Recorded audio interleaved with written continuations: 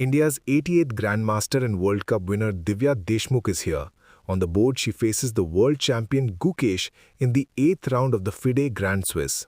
A big battle here, especially for Divya Deshmukh, as she faces the classical world champion. Gukesh has had tough 3 rounds. Before this one, he lost 3 back-to-back encounters against Abhimanyu Mishra, Nicholas Theodoru and Edis Gurel. And Divya, on the other hand, has been super solid in this event. She managed to beat Walamir, I am Amin Basil, and she's actually half a point ahead of Gukesh. So she has downfloated here to play against Gukesh, who is on 3 points out of 8. Divya 3 points out of 7. Divya's on 3.5 points. And by the way, both Gukesh and Divya know each other quite well from a very young age. In fact, this is their second classical encounter. The first one was back in the day. I think they were just 12 years old or so when they played in the Mumbai tournament, which was IFL Wealth at that point. So Gukesh with the white pieces will surely be looking to win this one. Meanwhile, for Divya, if she manages to beat Gukesh, it'll be a huge win. In fact, the research suggested that a female player beating a classical world champion who's the reigning world champion has actually not happened. In fact, whenever a woman player had beaten a world champion, they were not the world champion at that point, perhaps in a classical game. But maybe that fact has to be verified. Will Divya be the first one to do that? Gukesh, Dommaraju and Divya Deshmukh faced each other at the 2025 FIDE Grand Swiss after a gap of nearly 7 years. Their only previous meeting in the classical format occurred on 30th December 2018 during the first round of the IIFL Wealth 4th Mumbai International Tournament.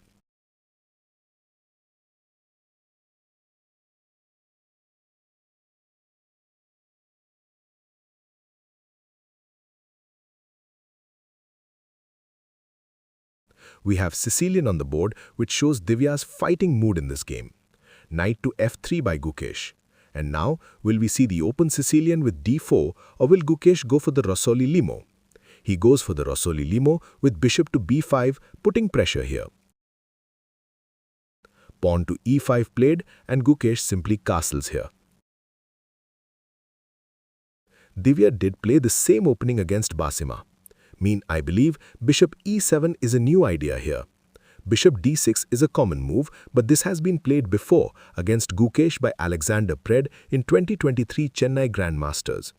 Rook e1 defending the pawn. She goes knight to d4 and Gukesh comes back to c4, rerouting the bishop on this important diagonal. Knight takes on f3 and queen takes f3.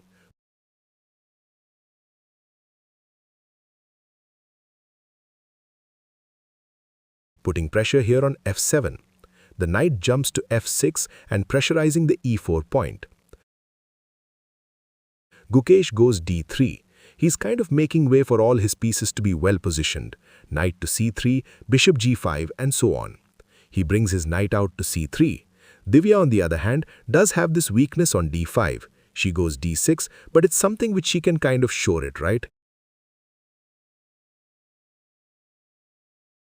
She can play bishop e6, queen d7 and so on. a4 played and bishop comes out to e6, and Divya, playing her moves quickly, has some more time on the clock.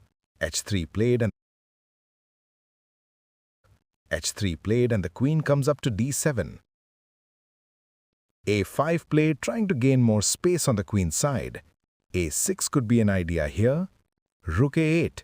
Maybe she's angling for the d5 break. Not so easy to play d5 because the e5 pawn would become weak. So Divya goes h6. Both players making slight improving moves here to figure out the way forward. It's a slow-moving game. Queen e2 with the idea of f4 now. And Divya goes knight e8. I like this maneuver. She wants to put her knight on c7, also try for f5 whenever opportunity presents itself. f4 played by Gukesh. And now this gives Divya some breathing space. Could have played a6 and kept that game in the similar kind of structure, but after f4, pawn takes pawn, bishop takes pawn, now we will see that bishop can come out on the f6 square and the bishop would be very well positioned on the long diagonal.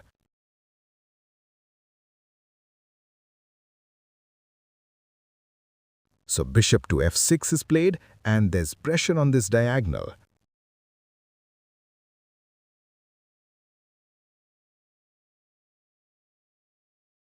So he goes pawn to e5.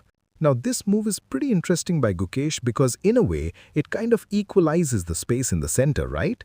It just takes away the d6 pawn for the e4 pawn, but what Gukesh feels is that his pieces are much better positioned for this opening of the position.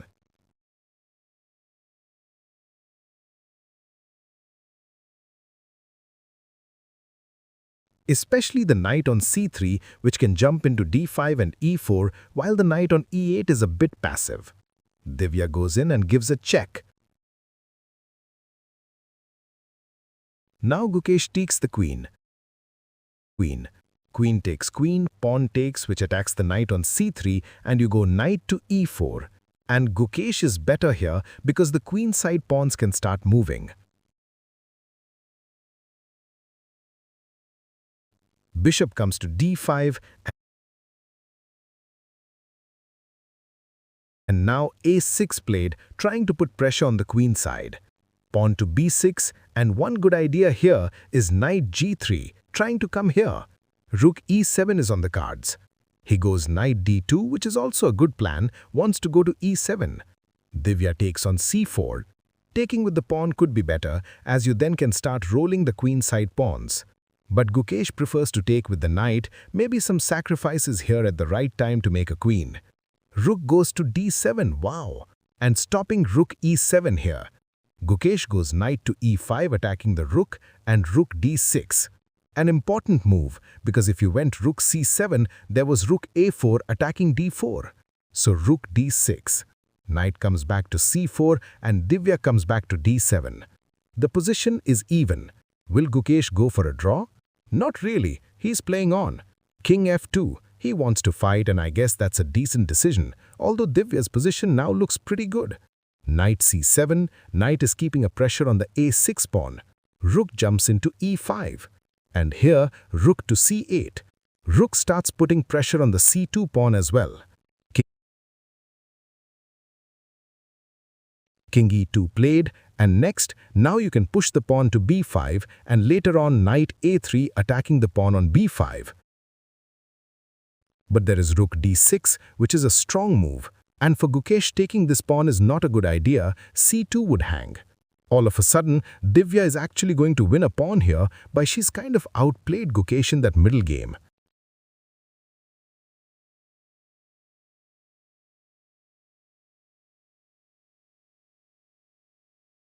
Although Gukesh brings his rook to f1, now he's threatening the b5 pawn. A very good move could be rook e6 or rook g6, but b4 played, and this helps the knight to come back to c4. Rook goes to e8, offering a train of rooks. Rook takes rook, knight takes rook, Divya playing this in classy manner. One must say that she's right now a pawn up in the position, but Gukesh is going after the d4 pawn, which cannot be protected actually. But Divya goes rook f6. Brilliant move, because if rook d4, there's rook f2 check. He takes on d4, but there is rook f2 check. And this could be quite deadly. Rook takes h3, he goes rook, she goes rook d. King f8. Now knight d6 doesn't work because of king e7 attacking the rook and the knight. So rook goes to a8 and king e7 bringing the king in, also not falling for knight d6 businesses here. Rook takes a7 check. Gukesh recovers the pawn. Now the material is even and 40 moves have been made as he gets up from the board. Divya goes king to e6 and presses the clock. So 40 moves are also done for Divya.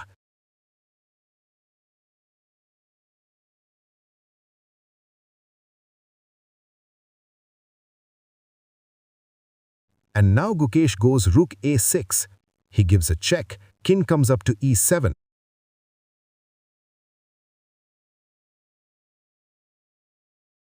Pawn to c3. Pawn takes pawn, and now Divya goes rook g3. This actually now starts putting pressure on these pawns. The h3 pawn is falling, and it could very much happen that Divya Deshmukh might start pressing for a win here. Gukesh taking risks, and this has been kind of the trend that has happened in other games as well, where Gukesh had an equal position but then pressed too hard and lost.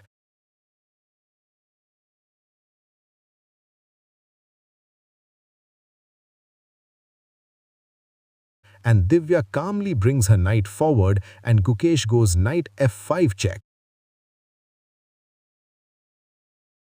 8 maybe here, king e8 played. And the point is, if you take on but Gukesh goes rook b6, that's a mistake. I think knight g7 was much better.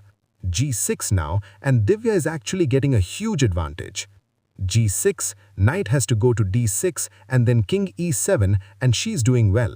But instead she goes knight e6 check, and that wasn't the most accurate move there by Divya. King c4.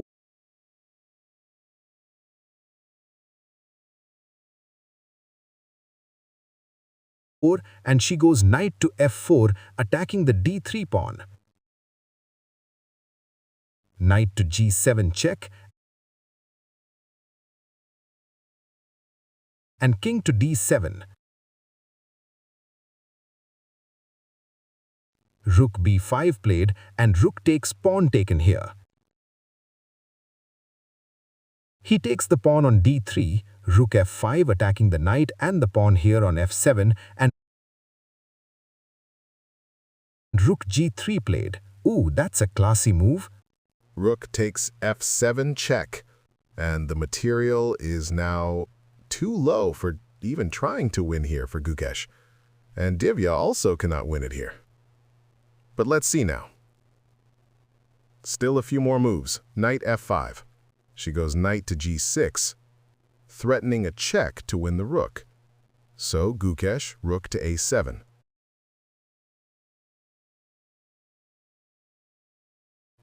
And Divya plays knight to e5, check.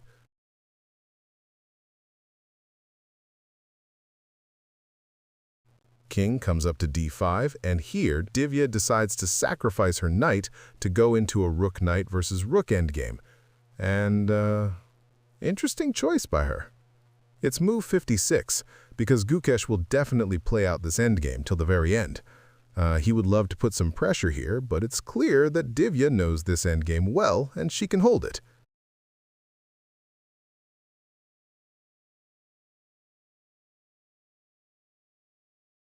Knight d4, and check.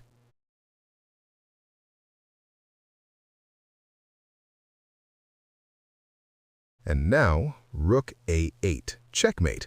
So, king to e8,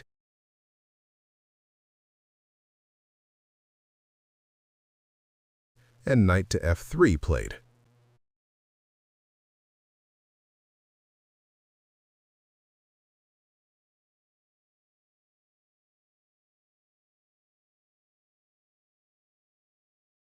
It comes a check. King e6 maybe. He plays his king to e6. Careful about some checks here. King d8, and with a rook bishop versus rook, it's easier to kind of attack the opponent's king, but with a knight and rook versus rook, it's slightly tougher. And Divya, Gukesh, oh, she was about to play her rook to c7, then put it back, and finally does play it. Rook c6. And the thing is, if knight f7, there's king c8, knight d6 check, king d8. Nothing really happens there. So knight f7, king c8. So knight d6 check, and king to d8 played.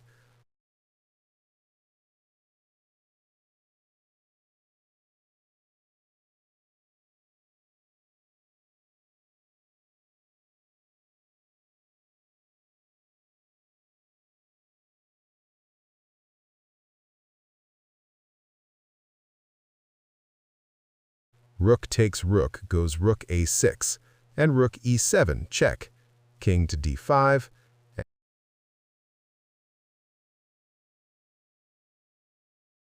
and he goes in rook to e1, check, and king comes up to c7.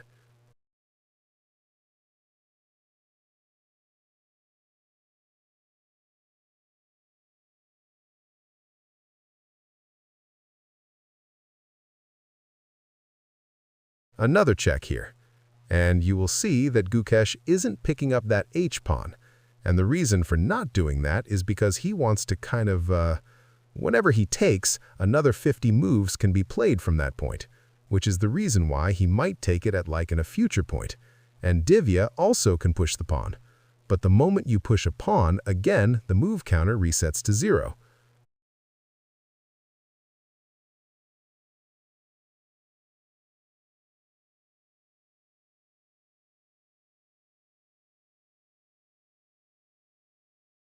Finally, Divya is like, I need to push because otherwise Gukesh won't take, and so let me push.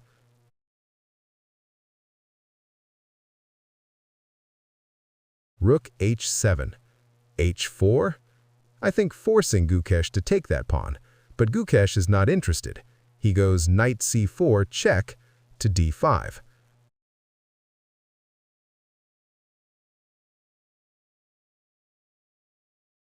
Check here again, and he goes king to c6, king d8, and knight e3, and rook g1. Knight to c4,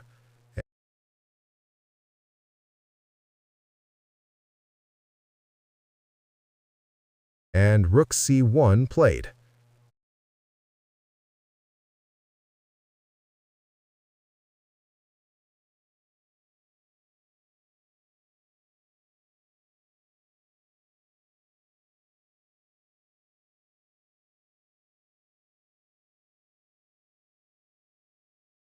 Plays king d6 check, king e6 played, and h3.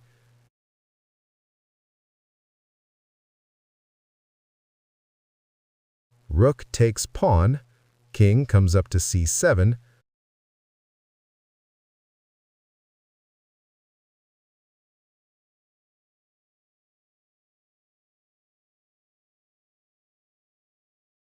and goes rook to c3 check.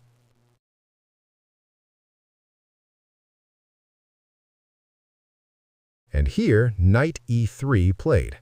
King comes to d6, king e8.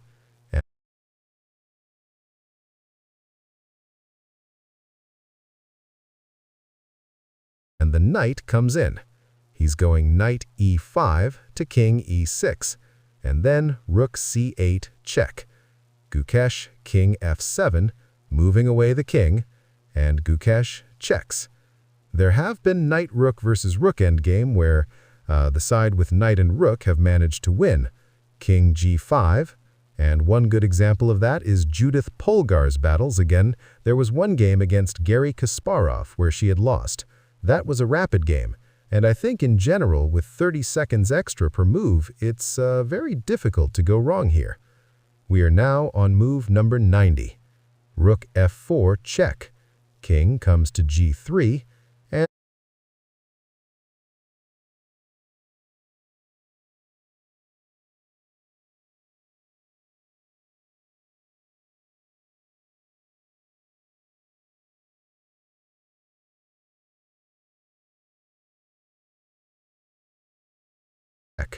king comes to g3, and king f5. Goes rook a8, check again to the king, king g2, and the rook moves to the side.